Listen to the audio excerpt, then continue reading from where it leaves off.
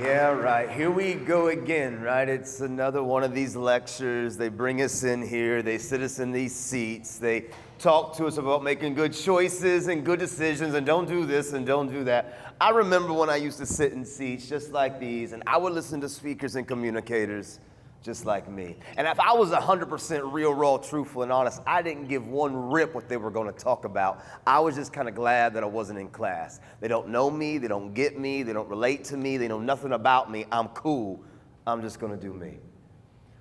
Listen to me, y'all. This afternoon, I promise you I'm not going to stand behind a podium and hold up little fake bags of drugs and tell you what you should and what you shouldn't do, what you can and you can't do. I just want to live life with you, to be real. Your story, my story, it's the story. And what I mean by that, when you strip it all away and the authentic you comes to the surface, you know, the you that woke up this morning and you rolled out of bed or wherever that may be and you had to look in the mirror, and that the real you with the emotions and the situations and the circumstances that help narrate and navigate your life. Today, I just want to live life with you because I promise you I'm not here because of the degrees behind my name. I just know that in this room, from the front to back, the left to the right, every single one of you, you're rare, you're scarce, and you're unique. There's no other you, and you were meant to be able to do hard things, that you're not a product of the environment, you're a product of what you find the courage to do. And for too long in my life, I settled for the comfort of just staying the same. I settled for the comfort of just sliding and gliding and doing just enough because I was terrified of looking in the mirror and taking control of what I can't control. And so today, as I kind of get a little spend of time with you, I promise you I'm not here for any other reason other than the fact that your story, my story, it's the story. And to be honest, as I get into this today, there'll be an energy and an intensity and a passion you'll probably hear through my voice. It's because I know every single one of you in this room, man, you've got deep wells and that you were born to be able to navigate your story well. But sometimes it just takes you finding the courage to confront who you need to confront. I don't know, for me, it was easy to try to blame it on dad abandoning my story. It was easy to blame it on the trauma and the unfortunate events in my life because that's what's tough as a young adult right now. As a young adult, as a young grown-up with who you are, sometimes as a student, as a young individual, we have to navigate things in life that we didn't ask for, we didn't sign up for, but life knocked on the door and it was presented in front of us, and now we just have to deal with it. And it can be tough sometimes as a young individual having to deal with things that we don't have creative control. That's what's hard about growing up in life, right? Like, we don't always have creative control of home life or certain circumstances or things that we've had to endure as people. And so here we sit as a young adult, a young individual, trying to navigate who we are and what we're supposed to do with our life, and we don't always feel like we have the support around us, and we just got to deal with it.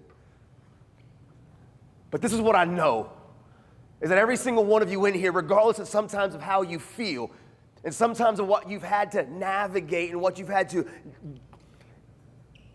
weave in and out of when it comes to the canopy and the canvas called your life, is that, man, you're rare, you're scarce, and you're unique, and science proves it. I know in a world with 8 billion people, it's easy to get caught in the statistics, and we live in a world of social media where we compete and we can compare, and we're trying to find value, but this is what you need to understand, period. You're rare, you're scarce, and you're unique, and science proves it. At your fingertips, at your fingerprints. It means there's 8 billion people on the planet, and the reason why, if you ever get arrested like I have been, unfortunately, a lot of times when I was 18, 21, 22, and 23, and they would fingerprint me, the reason they want my fingerprints is because these fingertips and these fingerprints, if they put them in their database, that even though there's 8 billion people on the planet, these fingertips and these fingerprints are rare, scarce, and unique to me, which means anything that I touch, anywhere that I've been, I can tell you who I am, I can put on the front and wear the mask and try to get you to be convinced of who I am, but the authentic me, the real me, these fingertips, these fingerprints. And in a world that the world puts value on rarity and scarcity and uniqueness, there's no other you. And you need to understand, man, that your life was meant to achieve and to become, and that you're the author, and you're the designer, you're the technician, and you're the movie producer, you're the sound mixer. You're really the one that when you begin to realize life isn't hiding from the storm, it's learning to dance in the rain. It's learning to realize, you're cool. Appreciate you guys, man. It's learning to realize that when it's all said and done, man, if you can take control of what you can control. You can't control what they think, what they say, or how they treat you, but you can control how you react, how you respond, and what you do. So let me rewind it back. And let me first off say I'm proud of you. And you know why I'm proud of you? Because you're a group of young adults that are navigating a time in world history that no one's ever had to navigate before, period. Our parents and people can say they walked up 5 miles barefoot uphill both ways when they were younger. Life was hard. No, you're navigating a time in world history with technology when you're developing who you are and how do we deal with trauma and how do we deal with success and how do we deal with emotions. You're learning how to navigate real emotions in a world that's so interconnected by the internet. And we get exposed to every corner and every nook and every situation on the planet at a younger age. And we're having to deal with real life issues and real life decisions and real life moments. You're a generation, I promise you, years down the road, they're going to write case studies and they're going to write research papers on how your generation navigated these times when you're figuring out who you are. And here you sit, and I'm proud of you. No one's had to do what you're having to do right now. And so it may not be picture perfect. And maybe right now at times you've zigged when you should have zagged, and you've taken 5 steps forward and 3 steps back. And sometimes maybe we've only taken steps back. But this is what I need you to know. As long as there's breath in your lungs, there's hope in your heart. And don't you dare quit. And here you sit, and I'm proud of you. But this is what you got to know too. Like, I'm not against technology, y'all. Like, I'm not against the social media world. This thing ain't going nowhere. We rock videos. We pump content. This thing is a valuable tool. We can learn and we can grow. We can be more interconnected. But this is what you got to know deep down inside of you. This can never replace this, because the human connection, the power that I can't see my blind spots and you can't see your blind spots, and we as people that are meant to do life together, it's the most powerful tool that we have. And you're growing up in this moment right now, cutting edge on a time in world history that no one's ever had to. And I'm proud of you, but I got you, get you to understand. I told you, man, I'll rev this thing up. I got one speed. It's all gas, no brakes. Let's go. But you're in a time in your life right now where, man, you really are the author. And you really are the one that can learn to dance in this thing called life. And it's not hiding from the storm. It's creating a symphony. It's realizing, man, that it's not about perfection, it's about progress. So now let me wind it back and let me dive into a little bit of my journey. I'm born and raised in Indiana. I come from a family of 4. And it was mom, dad, sister, and me. And it was poor, and poverty was real. And we had a whole lot of nothing. And when I was growing up, maybe I was young, dumb, and naive, and I thought I had a picture-perfect family. I never saw moms and dads fight. Again, I got one speed. It's called squirrel. When I was a kid, I broke everything. And so they kind of limited me as a kid going into their bedroom. It was a place in the space that was off limits so they could turn me off, they said. I never saw moms and dads fight when I was a kid. And we didn't have a whole lot. And in Indiana, we're supposed to be good at basketball, even though I've never saw us win anything in life. But I wanted to hoop. But I didn't know when I grew up, I was only going to be 5'7"-ish. I should have picked a different sport to want to do when I grew up. But I wanted to play ball. And so my grandparents, they were kind enough one year when I was about 11 to pour a piece of concrete. And my dad went out and found a telephone pole, and he stuck it in the ground. And when he went out and got a basketball from some jankety garage sale, some rim, and he stuck it up on that pole. And I walked onto the court at 11 years old, and my heart was full of gratitude because I was getting to play ball at my house. Maybe it doesn't seem like a big deal to you, but we were dirt poor, and I had a basketball court at my house, and I'm playing with my dad, my hero, larger than life. And 11 years old, I walk onto this court about to play ball. I'm excited, and I go to shoot. True story, the first time that I ever let that thing rip, my dad yak, and he laced it off my face. And I was confused. You're a grown man, and I'm a kid. And I pick up the ball again, and I let it go, and my dad yak. For 2 hours, this dude beat the brakes off of me playing basketball, and I didn't watch the dumb ball go in the dumb goal not one time. And I walk off the court defeated and demoralized, leaking snot and tear crying real ugly. And I heard a voice from the back, and it was my mama, and she came out the house and she said, "Tim, why wouldn't you let your son make one bucket?" And still to this day, I remember the words that my father said. They reverberate through my mind when I think about it, because it was serious and it was stern. And he looked at me with no play in his eyes. And he said, "My son will probably never be the most gifted or the most talented, but he needs to know it doesn't matter what he has or what he doesn't have, where he comes from or where he don't come from. He has to know it's not about making goals on a basketball court, but in life, there will be objects that he's pursuing and things that are going to keep it from him. And he's got to know deep down inside of him, he's got every ability to see the problem, identify the problem, and solve the problem. Giving up won't be in his mouth." My dad was always trying to teach me that I'm not a product of my environment. I'm a product of what I find the courage to do. That none of this around me defines me. And even though it plays a part of my story and my experience, and sometimes there's adversity and there's challenges and there's things that I didn't ask for and that I didn't sign up for, but life came knocking and I got to deal with. What you've got to understand, as much as I'm proud of where you sit right now, and you've navigated at a time in world history that no one's ever had to navigate, we can talk about the COVID experiences and the unique challenges that brought, but deeper than that, it's a time called technology, and you're the cutting edge, and here you sit on top of home life and traumas and adversities and pains and this real stuff. But this is what you got to know. Pressure's a part of the story, and pressure can bust pipes. And if you don't understand the power of pressure, and if you don't step into pressure, the energy that it builds, and the pressure, the intensity, if you don't find the proper way to deal with pressure, pressure can be destructive and dangerous and create negative and painful explosion. But you know what pressure also does? Pressure is the same instrument, the same element, the same tool that creates diamonds, pressure and intensity and heat. And pressure is not the problem in our lives. Will we find the courage to continue to confront, fight, and fail? Will we continue to understand pressure isn't a problem, pressure is a privilege, and I can use pressure to make something of crazy value because you're rare, you're scarce, and you're unique, just like a diamond. Your fingertips prove it. But it's easier said than done. So right after basketball, mom and dad, they call a family meeting. And family meetings were normally a positive environment for me because we didn't have a lot of nothing. And whenever maybe moms and dads would find a few dollars to take us on a shopping trip to get some clothes for the school year, or maybe they found a few dollars to take us on a few-day vacation, they would always call a family meeting so we could sit around the table and probably enjoy and experience and embrace the opportunity. But life brings you and I moments of impact.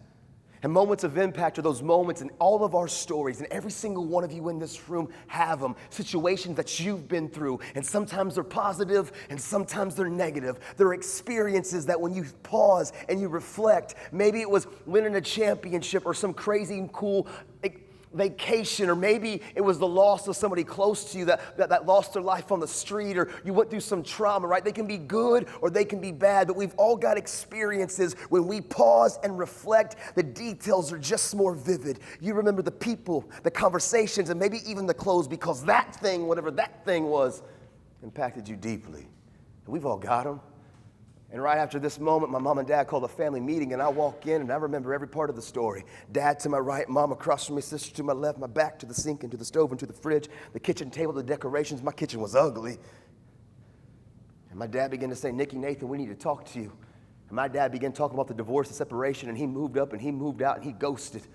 And I was confused as an 11-year-old kid. I never saw moms and dads fight, and now my dad's gone. And I began to ask questions, and I began to realize that behind the bedroom door, it wasn't just because I had a lot of energy and I broke a lot of things. Behind the bedroom door was where the verbal, the mental, the emotional abuse happened. And behind the bedroom door was the knockdown fights happened. And behind the bedroom door where the drugs and the alcohol happened. And I looked at my dad, my hero, and I said, "I'm never going to be like you.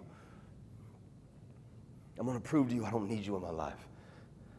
But unfortunately, I absorbed something from my parents. And this is where it gets tough for us as young people.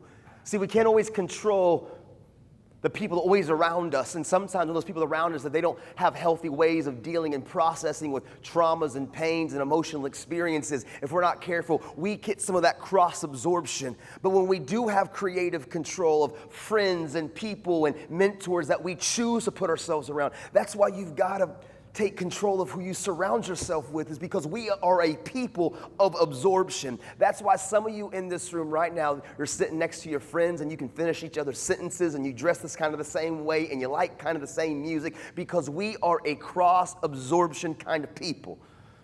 And my dad didn't mean to teach me some of these negative coping strategies, but I developed some coping strategies that I learned from him, and he didn't mean to teach them to me, but I kind of developed them. And I didn't close the bedroom door, but I put on the fake face, the fake smile. And I learned to go through that moment, keeping everybody at an arm's reach distance. And I began to go through that moment where I just didn't trust people. Because if my daddy could walk away and abandon me, how the heck could I ever trust you to? And I caught myself in a vicious circle. And when I started this, and I'm talking about the importance of the human connection, the importance of making sure that we've got meaningful relationships and connections and understanding the power of being vulnerable and transparent, because truthfully, this is what I've learned in life. Resiliency and grit and perseverance and problem solving, it's a part of your DNA. It's who you are. Period. And I don't have to know who any of you are by name or your story or your circumstance. I care about all of that. But what I already know that's already deeply embedded in all of us in this room, resiliency and grit, it's a part of you. But it's activated and it's ignited by the human connection. There's a reason why counselors and therapists and social workers, they ask us questions. Not because they want to solve a world problem, but because they know if you and I talk, if we engage, if we begin to communicate, something that's already inside of you gets activated. It gets stirred up. It's part of who you are. You were born to do hard things. You were born to endure, to persevere. You were born to have grit. You were born to confront you, because you're not a product of any of that around you. But the problem with me, though, is being resilient, which demands vulnerability and transparency and communication, that requires trust. And if my dad could walk out of my story and I decided that I'm not trusting anyone, the very tool that allows me to continue to persevere, which is healthy human connection and vulnerability and getting to a place where I don't really care what you have to think or what you have to say, that I can be real and I can be raw and I can be vulnerable. This thing called trust was the very thing that paralyzed me, because I trusted none of you. And so I saw myself in this vicious circle. I found myself caught up in this moment where I'm living life going from middle school to high school. And all through middle school, I was kind of the straight A student. And when I get to high school, my high school was about 2,700 students, and there were 700 freshmen, and I'm maintaining, and I'm doing just enough to get by. You know, it's like this dude out in the water treading water. I didn't need help. I could tread water long enough, or I'm the guy behind the dam, and there's a leak, and there's a hole, and I can plug the holes. I don't need any of you. I got this. I'm cool. But eventually, wave after wave, after my freshman year, I was a straight A student, voted going to be one of the most successful freshmen in my class. But it was then that the thoughts of suicide became real. It was then when the isolation became real. It was then the anxiety, what if this, and wanting so bad to find my value and feeling like I mattered and belonged. I needed all of you to accept me, but I wouldn't talk to anybody because I trusted none of you. And you find yourself in this vicious circle, and you compete and you compare, and you don't know how to talk, and you don't want to be vulnerable, because truthfully, trusting people's terrifying, because once I expose myself, I can't control with what they're going to do with it. And I get in this crazy tug of war that I'm going to trust somebody one day when I feel like I can. But because of my traumas, my hurts, and my pains, I'm never going to feel like I can trust people. So I live my life of isolating, and slowly, wave after wave. And so for me, I couldn't control always the internal pain, so I started also having physical pain, self-injury, self-harm. I started finding myself anxiety, what if this, and what if that, and what if this, and what if that. I started having these thoughts that no one's going to miss me. It doesn't matter. Who cares? I see others. I heard others. I'm going to make a forever choice. I'm going to end it too. I lived in that place. And then the pressure, it comes out this way. Hurting people hurt people. Hurting people begin to step on people with their behavior, their actions, and how they treat others. because we want to feel like we matter, we belong, and we have worth, but we don't know how to communicate or articulate that. And so we naturally are always reaching and trying to keep our head above the water and plug the holes. So naturally it comes into this next step. I start getting into fights, and I'm quick to throw my hands, and you may whoop me or I may whoop you, but it ain't even about winning the fight. It's me trying to take my worth and take my value and prove to people that I matter. And then I become the class clown, and I become the class joker, and I become the one that acts up and acts out and clowns up and clowns out because I'm trying to take attention. I need people to think that I matter, but I won't talk and I don't act like I care. But when you strip it all down, we all want to feel like we belong. And so I started getting into this place of hurting people hurt people. And I get into this place of using my past and using my experience sometimes as my excuse. You know, Dad's out of my life, and I've been through a trauma, and I was going through abuse, and so I want people to feel like I matter. So if I'm not quick to throw hands and to get into a fight, sometimes I start to leverage my past for the pity and the empathy. I try to use my story and my struggle to try to get some empathy from people around me, and at the end of the day, it's not wrong for others of trying to encourage me, but I started using it as a crutch. And I would get people to say, I believe in you and I love you and don't give up. And that would feel good in the moment. But when I would go back to my house, I didn't own those feelings. I didn't own when you told me you believed in me and you cared about me. It felt good in the moment, but I didn't own those emotions. And see, I found all these coping strategies. I'll show you this picture, man. It's rough. But this picture on the left, man, that's me at 18 years old. I found all these coping strategies, all these ways of dealing with life that was like a stone skipping across the top of the water, but it never had any depth. The self-injury and the self-harm, it would mask it and band-aid it for a moment. The suicidal ideations and the thoughts and those places of the anxieties that would paralyze me, they would find these moments of release, but I would never get to the root. The anger, the rage, how I treated people, it would mask it for the moment, right? I'd get into the fight, get kicked out, outbursts of anger, wrath, acting like I don't care. It helps it for the moment, right? But when the authentic you comes to the surface, the real you, when you get to popping the pills and taking the drinks, my sophomore year, my dad was an alcoholic and an addict. And I told that dude I was never going to be like him. But I was so focused not to become like him, I walked right into his footsteps. I was so consumed on not to be like that dude, and I was too afraid to begin to lock my eyes on goals and dreams, and what I feed will grow and what I starve will die. I was feeding what I was not going to become like, and I walked right towards it because it consumed me, and I wouldn't forgive, and I wouldn't let go, because forgiving what you've been through, at times, if you're not careful, you think it's like you waving the white flag, that it's okay what you've been through. And so we don't forgive because we don't want to think that they're going to be justified in what they did to you.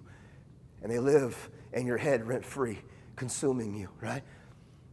And so my life, as my sophomore year, I go from straight A's to straight F's, and I start popping pills and taking drinks. And the thing about drugs and alcohol, it seems so innocent and simple at the beginning.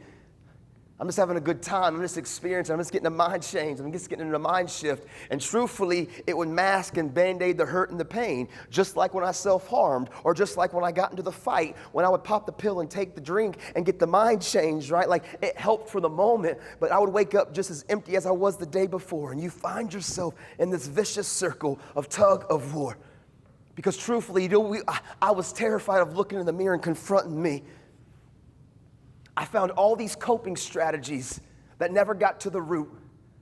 And I always say it's like a stone skipping across the top of the water, because I didn't realize that, man, I was a stone, and I'm meant to create ripple effects, and my life has value because I'm rare, I'm scarce, and I'm unique. But that demands you having to confront you and taking control of actions and choices, and what I feed will grow. I live my life with basically 5 habits of my heart and my mind: transparency and accountability and hard work and good choices and value in people. But you can simplify that down to 2 things: make the next right choice and treat people the next right way. So this was my journey, right? And here I was navigating my high school story. And this picture on the left, it's me at 18 years old. I go from straight A's to straight F's. I skipped school 63 times my senior year. I don't even know how it's possible. I find myself getting expelled. And maybe I'm the only one, right? Maybe I'm the only one in this room from the front, the back, the left to the right that's ever been in a place that, you know what, like there was a moment of clarity and you're like, you know what, I know I need to change. I know I need to switch up how I'm living life. I need to switch up some friends or some of my action steps, like a real moment where I want to change. I know I need to change and I should change. But you know what happens? Nothing ever changes. And maybe I'm the only one, but the reason why, if any of you have ever had those moments when you were serious about maybe being better with your grades or being better with your attendance or being better with how you treat people or being better with what you're doing out there on the streets or being better with just how you're handling your life when it comes to responsibility and taking control of what you can control. Real moments of clarity, right? But walking through that can be difficult, and walking through it alone is daggone almost nearly impossible. But a lot of times of what we do, we revert back to what we always know, and we lie to ourselves, and we think that this is really okay, but it's not where we want to be. It's just where we're comfortable. And so we slide and we glide, and we go through one year to the next just doing just enough, even though this isn't the authentically where you want to be, it's what you know. Because change requires you to be uncomfortable, and no one wakes up and says, today I want to be uncomfortable. And that's just real. And so here I was, 18 years old, kicked out of school. As a freshman, voted going to be one of the most successful freshmen in the class.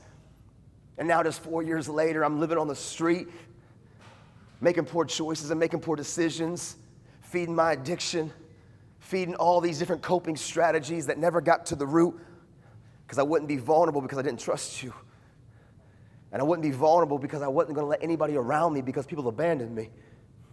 And so I just keep going through the motions. And my life, man, it was wild. Like 19, 20, 21, 22, just living in Marion, Indiana, just doing what I could do to survive and just enough, right? And convincing myself it's what I wanted for my life. But honestly, it was because I just didn't want to step up and look in the mirror and take ownership and confront me. A bunch of my friends graduated college, right? I was out on the streets kind of just trying to do my best. I was 23 years old. I should have been a senior in college. You know what's wild about life is, and I know a lot of you here right now, like life has been real and you're navigating some real situations and circumstances. I bet some of us are here have to have your own jobs, you have to pay some of your own bills. Some of you have good experiences and bad experiences. Like life is just real, right? And the truth of the matter is your world, like it, love it, or leave it, it gets smaller to bigger and you can't stop. And it's almost like this funny analogy that sounds funny, like a goldfish in the goldfish bowl. When I was in elementary school, I'm a little goldfish swimming around this little bowl, and I didn't have much exposure, and mom and dad and some people around me told me what I could or couldn't do, and I'm real innocent. But then I get a little bit older, and I go to middle school, and my curfew got a little bit later, and I begin to experience the world a little bit more, and maybe there was a dance, and I had a little bit more freedom, right? You go from the goldfish bowl to the pond. And then you come to high school and you get your license, and maybe you got to have your own jobs and more responsibilities, and you're starting to have to put on your adulting hat. And so you go from the goldfish bowl to the pond to the lake, but eventually there's the ocean called life, and it is sink or swim. But you weren't meant to be a fish alone. It's so powerful when you surround yourself with community. And so here we sit, right? And I'm proud of you because you're navigating a time in world history that no one's ever had to. And truthfully, you can minimalize it, you can act like you don't care, and you can just tread water. But you are forming, as a young adult right now, you are forming your default settings. How you're going to respond to trauma, how you're going to respond to success, how you're going to treat people when you have freedom. Because what you do now is what you'll do then. And at 23 years old, I was just out there on the street. That picture on your left, arrested at 18, 20, 21, and 22. Getting arrested for possession, getting arrested for theft, getting arrested for this. And man, when I rewind it back to when I was that 14, 13-year-old kid, I found myself in this journey. And how did I get from point A to point B?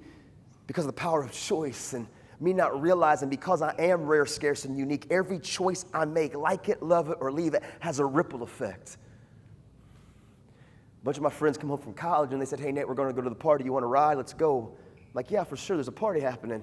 I'm 23. I'm legal age to drink. Let's go. So me and my guy, we get a bag of weed, bag of pills, bottle of alcohol, and we go to the party. The alcohol runs out. They say, hey, Nate, we're going to the bar. You want to roll? I'm 23. It's what we do. Let's go. Me and my guy, we go to the bar, I had 10 more shots of tequila. I'm lit up, I'm faded, I'm twisted, and I'm gone. And they said, Nate, the bar's going to close down here in about an hour, but there's an after party at T's house. Do you want to go? I'm like, yeah, it's what we do. It's what's up. And they said, listen, the after party's at TJ's house, and he's not there. And you know T. I'm like, yeah, that's my guy. Why, what's up? And they said, well, why? We got the keys, so why don't you leave a little bit early and go get the after party ready? When the bar closes down, we'll bring everybody there. Bet, great idea. I'm too drunk to drive. It's before Uber. And so I get on the phone. I'm going to hit up my designated driver. They said, yeah, call Priscilla. Priscilla had moved from Alabama 2 months previous to this. She had befriended a group of us. She wasn't there that night. I needed a ride, too drunk to drive. I get on the phone, hey, Scylla, can you come snatch me up? I'll be right there. She shows up. My buddy Mike stops me. Nate, you're not driving. Nah, bro, she is. She's my DD. But somewhere in the process of leaving the bar and getting to the car, somewhere in that transition, I bought a case of beer to take to the after party. But somewhere in that moment, I got the keys, and we took off. And when I talk about moments of impact, moments when I can remember every single detail, when I talk about moments that you've been through, positive or painful, where the details are just more vivid, I was right around the corner from TJ's house, and I can see her face, and I can hear her voice, and what she said to me, it echoes, and it rings, and she simply said one word, and she screamed the word tree. And then I'm in a helicopter, and I'm waking up in a hospital bed, and police officers are over top of me asking me questions. What's her name and who is she? Because her ID's not in her purse and her phone's locked, and she's fighting for her life. And I wake up and my ankle's shattered, and I'm in pain, and I'm angry, and I'm confused. And I said, her name's Priscilla Owens. What's going on? And they said, Mr. Harmon, we can't tell you anything. You're not family. And I looked to my left, and in the corner of the hospital room's my mom. Like, I just wanted my mom's for real. And for some reason that morning they don't arrest me, maybe because my ankle was broken, they didn't want to pay for the hospital bill. Or maybe they were still trying to figure out what kind of crime to charge me with, a DUI or a DUI with bodily injury. But they released me that morning and said, Mr. Harmon, we'll be in contact with you soon. And I remember as I crouched out of the hospital room and I got into the car with my mom's, and my mom said, Nathan, your life's about to change forever. See, my sister was a nurse, and when the wreck happened, she got the phone call. By the time she got to the hospital, I had already been lifelined out to the next space. And she relayed the information to my mom, and my mom came as quick as she could. But on the ride home, she began to give me the details of what happened. And when the police and the paramedics arrived on that July 17, 2009, see, I'm 38 anymore, man. I'm an old head these days, y'all. But on July 17, 2009, when the paramedics arrived on that scene, there was no brake marks, no skid marks, no signs of me trying to stop. 60 to 63, boom. And upon impact, I had put on my seatbelt, but the steering wheel snapped and it knocked me unconscious, and my foot was on the gas pedal and it shattered my ankle. But the case of beer that was in the back passenger seat, it launched forward. And Priscilla didn't put on her belt until she launched forward. And the case of beer and Priscilla, they made impact with the windshield. And there was a lot of trauma. And my mom said, Nate, your life's about to change. And I remember sitting in seats like these and listening to people like me, and this happens to anybody and everybody else. I'm cool. I'm just going to keep doing me. And I get home and I call the police and I call the hospital asking questions, but I wasn't family, so nobody told me nothing. But the newspaper said 2 lifeline to Parkview Hospital, 1 fighting for their life. And so I decided to stay up the entire night. And I remember like it was yesterday. I sat in the driveway at my guy's house making every deal with myself. Let her live and I will change my life. Let her live. Whoever could hear me in the middle of that night, I will change my life. And at 2:47 a.m., that white cheap Cherokee comes around the corner, and it's the paper delivery guy. And I can see the white in his eyes, and everything goes to slow motion. And he rolls the window down, and the paper hits the ground. And I jump down, and I pick it up, and I rip it open, and I read 3 words. Crash, victim, dies.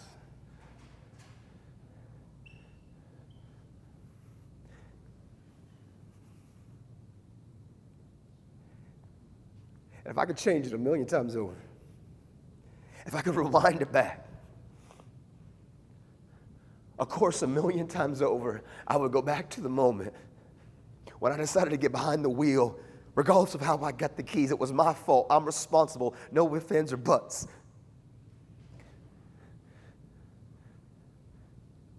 But if I could really rewind it back, it would go back to this time when I'm a 10, 11-year-old kid, and chaos and conflicts and adversity were knocking on the door, and I had a choice either to step into my story and to take control that I can control. I can't always control what others have said or what others have done or what I have to necessarily go through, but I can always control how I react and how I respond and what I do. I had to begin to get to a place I wish I would have known to control the controllables.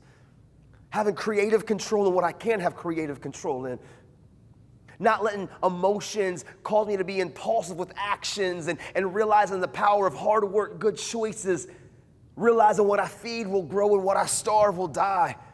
Realizing that life isn't hiding from a storm, but it's learning to dance in the rain. Realizing that at the end of the day, I have a choice. I can either confront me or I can settle for the comfort of staying the same.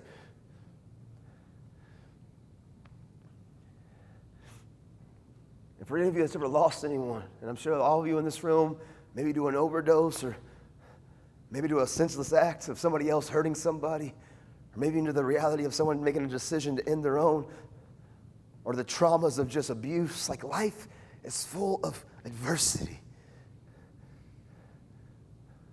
But for me, 3 days after the wreck, the Owens family, Priscilla's mom and her sister, they wanted me to contact them, and I had never met them a day in my life. Priscilla had moved from Alabama 2 months previous to this. She wasn't there that night. I needed a ride, and she came and she got me. And I got behind the wheel, and she was gone. And now her family, 3 days after the accident, they want me to contact them. What do you say? I'm a 23-year-old kid. Forgive me? And I pick up the phone terrified. And I get met by this family, and they're weeping, and I'm weeping, and I'm saying, I'm sorry. And they said, Nathan, we don't know you. We've never met you. But we've decided as a family that one dumb choice shouldn't destroy two families' lives. And we want you to know that we forgive you. We pick love over hate. And we're asking you to do one thing. Don't let our daughter please pass away for nothing. And will you try to make the world a better place? And I don't even know, have a clue at that time what that could even mean. But this family found this radical ability to forgive. And to be honest, if this family could forgive me for taking the life of their daughter, as I began to process that over the months and the years, I realized all the bitterness towards my dad and all the bitterness of so many people that I let consume me and live rent-free in my head. See, forgiving people, it's not about them, it's about you. It's learning to disconnect from the negative emotion and disconnect from those things. And forgiving people isn't justifying what they did to you. It's allowing you to live life so things don't live rent-free in your head. But choices have consequences. And just because the family forgave me, the state of Indiana didn't. And at 23 years old, when I should have been a senior graduating college, I found myself sentenced to 15 years in prison for reckless homicide, vehicle manslaughter. And I remember, as a 23-year-old kid, as I'm shackled up and I'm all in the orange jumpsuit and I'm being transported from that county jail to the prison. It would have been real easy to say, you know what, I quit, I throw in the towel. My out date was 2024. You know what's crazy is my out date, I just thought and paused, and I didn't even realize that. But tomorrow was actually when I was supposed to be released in prison in 2024, May 22nd, right? Yeah. And here I am in 2009, facing 15 years in prison. You know what's real easy for you and I to say, like, you know what, I know I should change, I need to change, I'm going to change, but next week, next semester, next year. I know what I'm doing right now isn't the best, and maybe some of the habits that I got right now aren't conducive for my life, but I'm cool right now. I'm just going to let this little bit play out, and then when this plays out, that's when I'm going to change. But the truth is, man, like, you got a moment in your life every single day to decide to confront, fight, and fail and fall forward. 5 steps forward and 3 steps back. 3 steps forward and 2 steps back. And I don't care if you have steps back, because when I zoom out, I'm still 3 ahead. It's about progress, not perfection. And I don't let people put unhealthy expectations on me, because I'm going to disappoint you and you're going to disappoint me. But that requires you looking in the mirror and being at a place in your life when you're ready to be fully engaged with your effort. To engage and maximize that your energy, that you're going to continue the best to be the best that you know how to be day in and day out. So at 23 years old, facing 15 years, I remember when I got to that prison, battling suicidal thoughts, attempts, and tries. I got scars on my hands from the self-injury and the self-harm, navigating eating disorders, anger and rage and fights and just behavior issues, drugs and alcohol that didn't only affected me, but it affected the people around me, traumas and being abused and going through all kinds of chaos when I was a kid. And now here I am in prison. It's easy to say I quit, but you know what I remember? I remember my dad smoking this basketball off my face. And he used to always tell me, Nathan, remember, as long as there's breath in your lungs, there's hope in your heart. And as long as you're breathing, yes, you can. So I remember at 23 years old in that prison cell, I looked in the mirror and I wrote the word change the world, and I slapped it and I put it on my little bathroom mirror. And I didn't even know what that meant. I didn't know that change the world meant to me that one day I would become a communicator, would get opportunities to travel the world and speak in Tokyo and Guatemala and Zimbabwe and Brazil and the Middle East and Canada and Mexico and all across this nation. Like, I didn't know what change the world meant to me. But you know what I've learned about having goals and dreams and having some things that you're moving towards? Because what you feed will grow and what you starve will die. Right now, this culture, our generation, we live through everybody else's highlight reel. It's so easy just to kind of hit autopilot and to not have any purpose or any direction. And so you continue to stay in your story and your struggle, right? Like you continue to be absorbed on repeat, rewind, rewash, replay, repeat, rewind, rewash, replay. Because you're not taking time to actually look in the mirror and say, like, what do I want to do with my life? What do I want to achieve with my life? Because what I feed will grow and what I starve will die. Listen, this isn't just an end-all, be-all to mental health, but some of you that are battling anxiety and depression and battling some of these ideologies and these thoughts of giving up, if you would realize having some small, short-term goals, it won't fix everything, but man, you get away from the repeat, replay, rewash, recycle of the trauma and the struggle and the circumstance, because what you feed will grow and what you starve will die. And the reason I really think that anxiety and some of these challenges that we as a culture are having is because since COVID, a whole lot of us have hit autopilot and we haven't re-engaged. We haven't begun to believe that you can do hard things. And I don't need you to have some vivid, descriptive, specific 10-year, every I dotted and every T crossed vision and plan for your life, but I need you to have a general direction. In this room, for real, in this room are teachers, authors, entrepreneurs, people that start clothing design companies, cosmetologists. In this room are therapists. In this room are people that are going to get their PhD. In this room are people that are going to grow up and have successful lives and family. I don't need you to have your vivid plan, but I need you to have something on. Like, what's that thing inside of you for real, for real? Not the one that you put on around your friends, but that thing that you would long to do in your life, that thing that lights you up on the inside. And if you can begin to realize the power of the next right choice, and when I put change the world on the mirror, I was in a place that I didn't have a whole lot of creative control. I was in prison. I couldn't decide to turn the light switch on or the light switch off. I couldn't control when the food came or the food went. But you know what I could control? I could control making my bed every single morning. And people would clown on you on that, and people would say, like, what's the deal about that? But it's learning the power of choice. Because you and I are rare, scarce, and unique, when we understand what I do is what I believe, aim small, miss small, make the next right choice, and treat people the next right way. And so I started every single morning making my bed.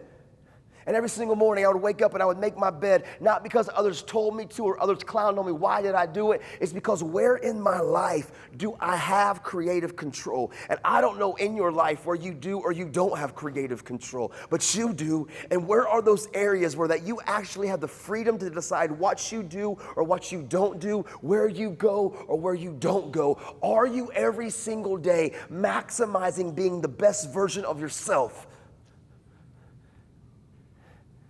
So I started making my bed every day in prison. And now I had a chance to sign up for some college classes of psychology. And while they're out there on the rec yard ripping and running, while they're out there just doing their own little circumstances and how they live life, I have a choice to do my homework or not do my homework. And I've learned if I can continue to maximize just the next right choice and to confront, fight, and fail and fall forward and not worried about perfection but progress, 5 steps forward and 3 steps back. It's learning to find that creative control in my life. So I started living my life this way. Transparency, accountability, hard work, good choices, and value in people. I started living my life and realizing that at the end of the day, I got to get real with people and I got to let some people in my life. I had to realize the power of the human connection, that I can't do this on my own. And so the truth of the matter is, it's like a ladder, right? These ladder situations, this is what I've learned about life, is life are just like ladders. Like at the end of the day, every single one of us, every single person, we have our own little ladders, what I call ladders of life. And what I mean by that is that ladders, everywhere I go, and I've been to over 1,500 schools across this world, and most of them here in America, but I always ask for these ladders in different venues and different corporations and different events and stuff, and I always ask for these ladders, and everywhere I go, they got ladders, and they always look different, and they all have their own different flavor and style, and they all are similar, right? They're all these utility ladders, and some of them are orange and green and black and tan and blue and white, and some of them are 2 foot and 4 foot and 6 and 8 and 10, and I've seen 30-foot ladders.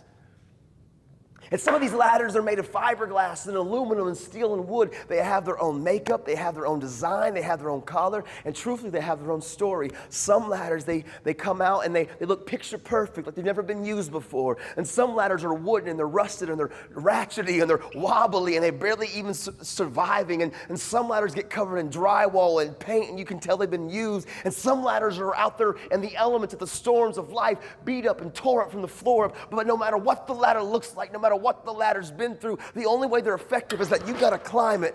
And see, that my whole life, I didn't need you. I don't trust you. I'm not letting anybody a part of my story. I'm going to do this on my own. And there's good days and there's bad days, and you're navigating your own space. But I was in prison and I realized the power of the human connection. Come here real quick. See, in prison, I realized I started living my life. What's your name? Joshua's a great name. In prison, I realized, Joshua, that I had to realize that I couldn't do this on my own. And for too long, I would plug the holes and I would maintain and I would do just enough. But man, it was killing me on the inside if I was real. But again, trusting people and realizing the power of the human connection, because I can't see my blind spots and you can't see yours. It demands being vulnerable and it demands like trust. And at the end of the day, I don't trust anybody, because if I let you in, I don't know what you're going to do with what I share with you. And so I don't feel like I can, but I've learned like trusting people isn't based on an emotion, because feelings aren't final and feelings aren't always based in facts. You may feel a certain type of way. I used to have low self-esteem, Joshua, and I would come to school and I made eye contact with you and you all would be clowning, and I just knew that you were talking about me because of my insecurity. So I'd be quick to throw my hands, and come to find out you weren't even talking about me at all. See, I can't trust my feelings because feelings aren't always based in facts. But Joshua, when I got to the place where I realized like I had to realize the power of the human connection.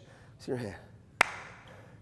And I realized, man, there were moments in my life where fight or flight, like I would want to change, I should change, I needed to change, but nothing would change. But when I began to get to a place, sort of having this place called accountability and transparency, getting real and being vulnerable and letting people into my space, I began to realize, Joshua, that we're all beautifully broken. Every single person on this planet, we've got stuff. And the more that I got real knows real, and authenticity creates authenticity, and vulnerability creates vulnerability. And the more that I just began to let people in, I began to realize, man, there's something about the human connection, and you can't make me be better, and you can't make me be worse. But when I'm getting serious about trying to overcome and deal, and I want to take off, there's something about community.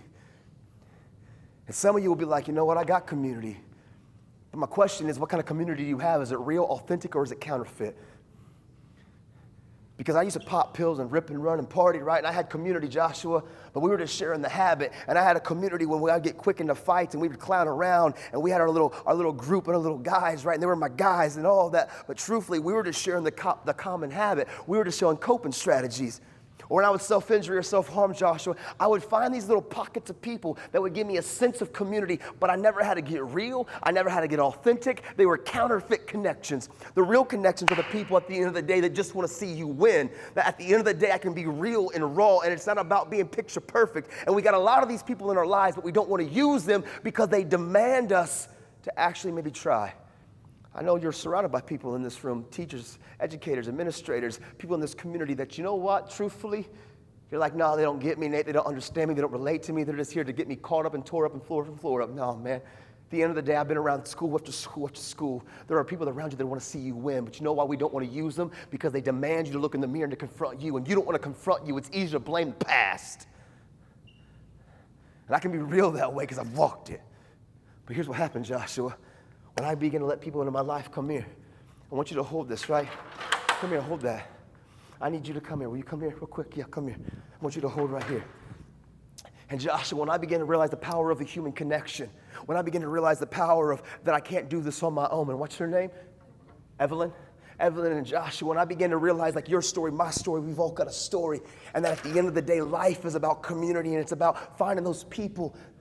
Again, we absorb when you begin to have goals and dreams and that you get serious and you surround yourself with like-minded people.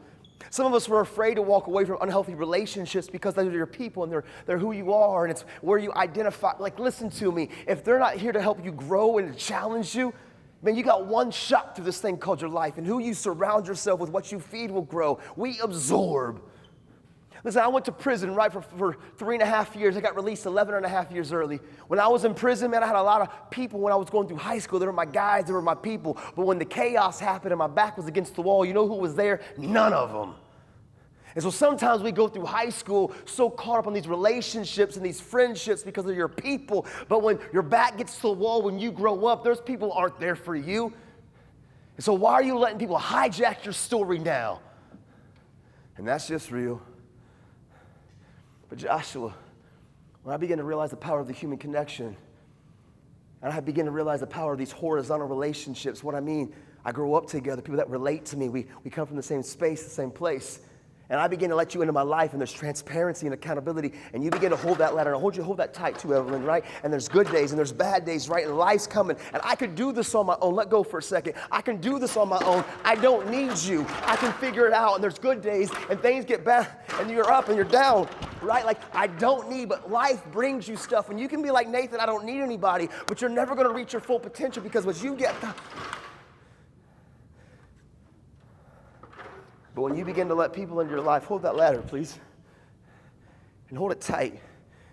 And there's meaningful friendships and there's meaningful relationships, and you get serious about confronting you.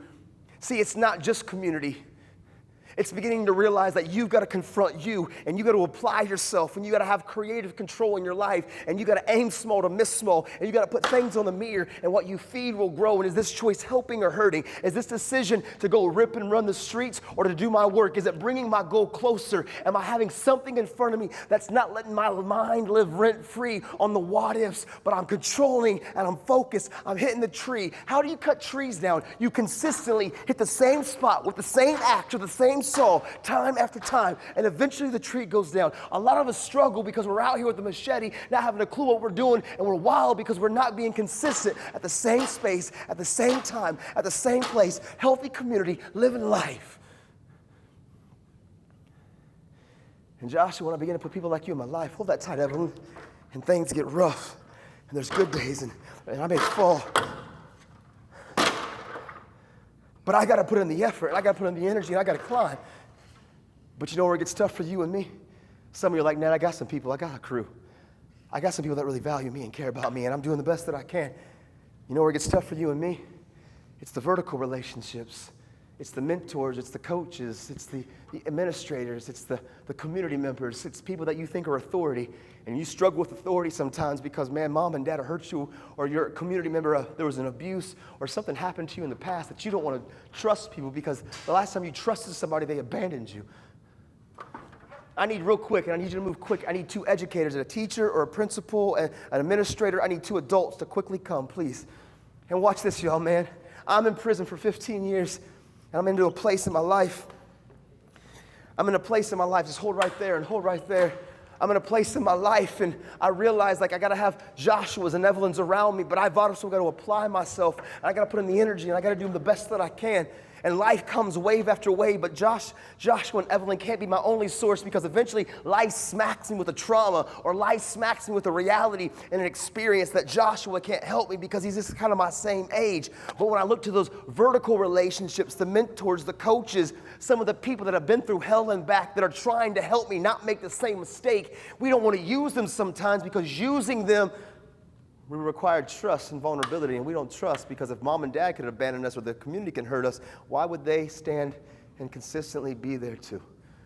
But when I got to the place of having horizontal relationships and vertical relationships, but also having to apply myself with dreams and goals, you can go and you can stand and you can be at places and you can have confidence. I wish I could do a flip, but I would die. But here's the thing, y'all. My out date was supposed to be 2024, May 22nd, tomorrow. I went to prison July 17th.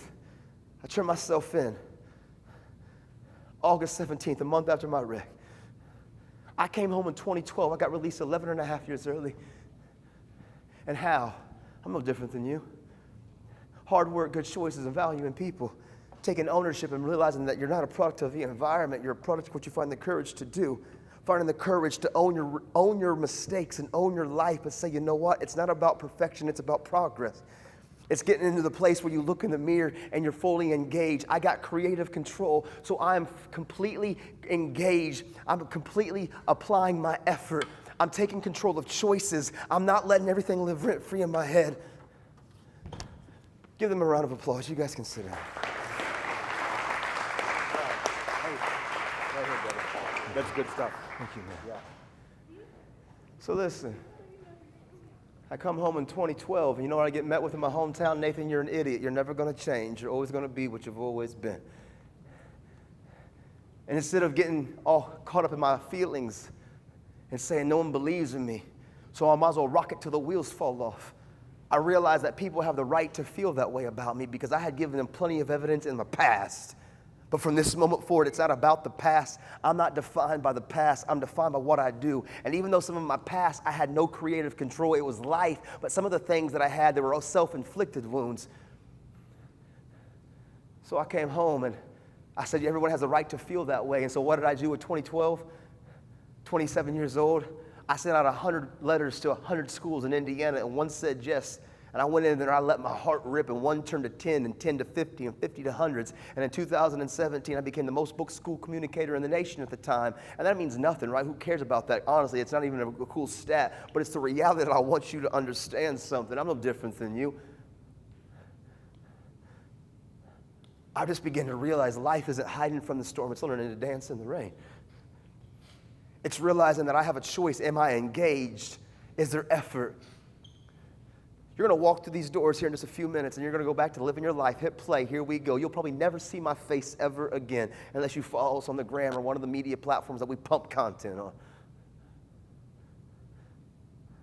But at the end of the day, you don't need motivated. You don't need motivation. Motivation takes motion and movement. It's outside of you. And if you depend on outside sources, when the outside source goes away, you slow down too. But when you find that internal why, when I put change the world on the mirror, I left prison with change the world on the mirror, and I came to my first house, and I put it on my first house. And then I got married with my wife, and I had my kids, right? These people right here, my family, my peeps. I put change the world off my first house and put it on my second house. And then COVID happened, and the world got turned upside down. And me and my family, we social distanced for real. We went to Arizona, absolutely nowhere. We stayed in a tent and camp for 40 days. And I was going to stop talking because my son was growing up and he needed to be more present and more relevant in his life. And my wife said, no, man, what we're doing, it matters. It makes a big impact and it's important. So we sold everything that we had and we bought an RV and a coach because we are committed to living uncomfortable, because uncomfortability is where life changes. So you're going to walk through these doors, man, and you've got a real decision in your heart. Are you going to settle for the comfort of staying the same? Are you going to begin to leverage what you can control, even though maybe it's small, and aim small and miss small, and hard work works, and what you feed will grow, and what you start will die? We got a few different media platforms, and you can follow them. But honestly, I don't care if you do or you don't. You know what I care about? For the one in here. And some of you, my word will skip like a stone across the surface because you ain't ready, and that's cool too. But I still believe in you, and I'm still proud of you. For some of you, maybe something that I said resonates deep in your heart. It's time for you to look in the mirror and to take control of what you can control. Because it's a part of your story. It's a part of your DNA. You were born to do hard things. You were born to navigate adversity, but you're not meant to do it alone. So with that, y'all, where your life speaks, my name is Nathan Harmon. Thank you guys so much.